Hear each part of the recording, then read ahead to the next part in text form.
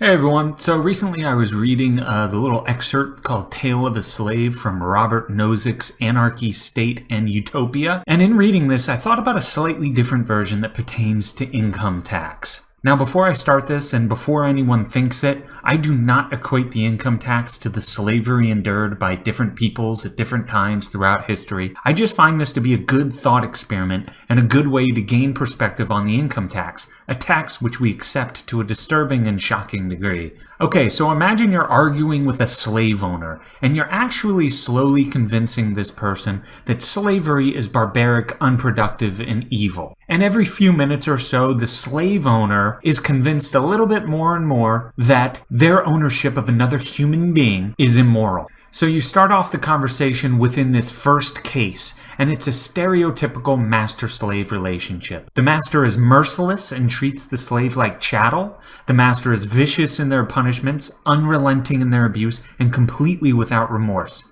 Let's say you convince the master that they have no right to own another human being in such a revolting, involuntary manner. Perhaps you strike a chord in the master, and the master decides he will only abuse the slave if they violate predefined rules, and the slave is allowed to leave and do as they wish 2 days a week. You tell the master that he's headed in the right direction, but this is still a horrific situation, and the underlying issue of involuntary servitude is still present.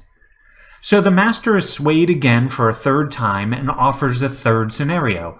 What if the master only abuses the slave if the slave refuses to bend a knee in servitude? Also, the master will only demand that the slave work for him from 9 in the morning until 5 at night.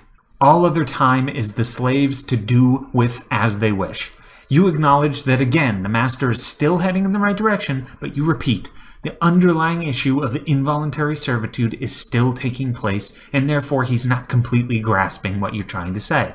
At this point, the master is willing only to concede one more time for a fourth scenario. The master says the slave is allowed to leave and do whatever they would like to, except gamble in certain situations, smoke marijuana, build things without permission, buy and sell things without permission, and start a business without their permission. Also, the slave can work for whoever they like, except they must send the master back 30% of whatever money they make, basically an income tax.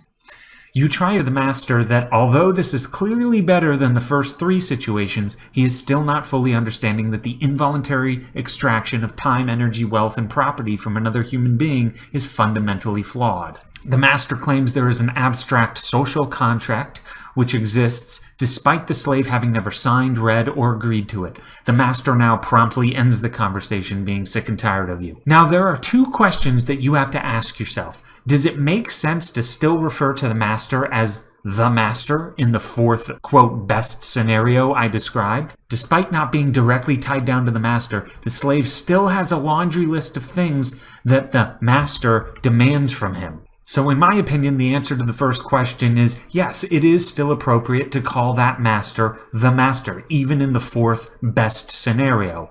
Best being in quotations, of course. Also, the other question you should ask yourself is this. On which case from the 1 through 4 did the slave cease being the slave, and why? There is still an unjustified, abusive, and involuntary ownership of one human being over another human.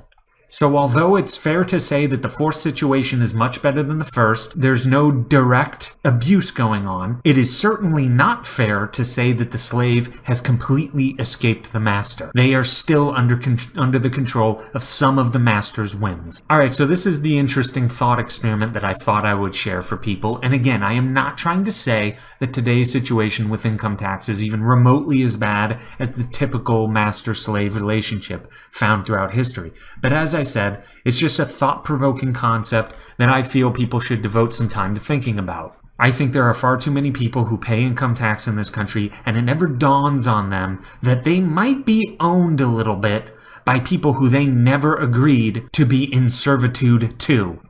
So that's it for this video. Thanks for listening, and bye. And here's Punisher saying he doesn't pay taxes. And here's some cool quotes. Pause it if you want to read them, because I'm ending the video now. Bye.